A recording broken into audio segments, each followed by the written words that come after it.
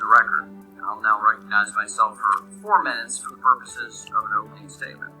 Chair Gensler, we welcome you before the committee. As you can see, we're under new management, new Congress, so please get comfortable. We expect to get through a lot today. So let's get started with digital assets. Under your leadership, the Securities and Exchange Commission has brought nearly 50 separate enforcement actions against digital asset firms. And now your agency is requesting an additional $78 million to expand your enforcement agenda. At the same time, you've refused to provide clarity on whether digital assets offered as part of an investment contract are subject to securities laws. And, more importantly, how these firms should comply with those laws. You're punishing digital asset firms for allegedly not adhering to the law when they don't know it will apply to them. It's nonsensical.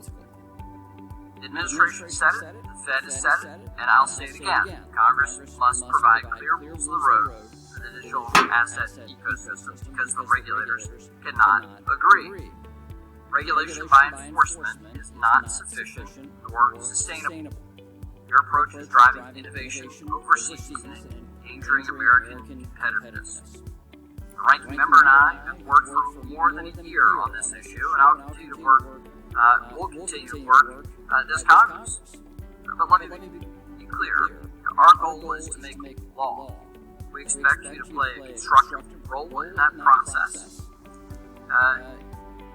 Now, next up, we'll discuss your overly aggressive and very expensive rulemaking agenda.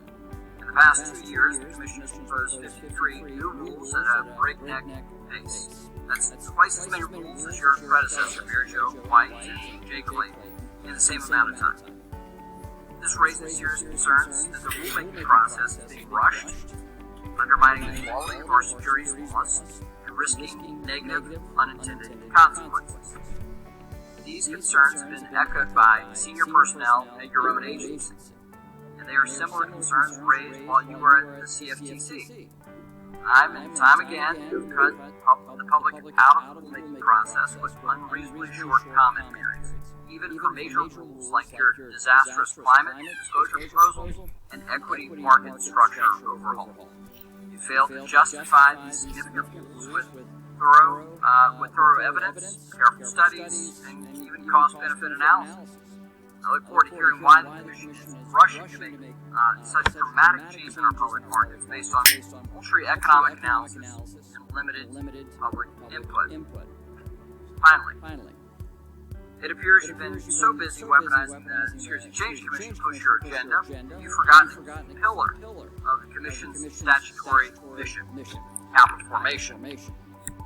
Unlike you, this committee is working to strengthen public markets, help small businesses and entrepreneurs, and increase market access for all investors to ensure the long-term growth and prosperity of this country.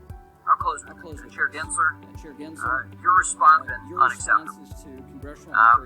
You have a constitutional duty to conduct your business in your agency, but we too have a constitutional duty to conduct oversight of your agency. Under our jurisdiction, we intend to do that, and we will continue to do so aggressively. But it's your duty to respond and comply with the President's inquiries.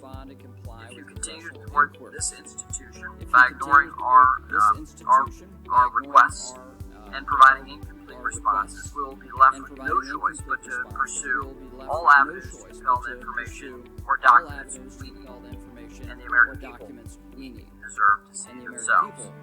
With that, I go back. Chair.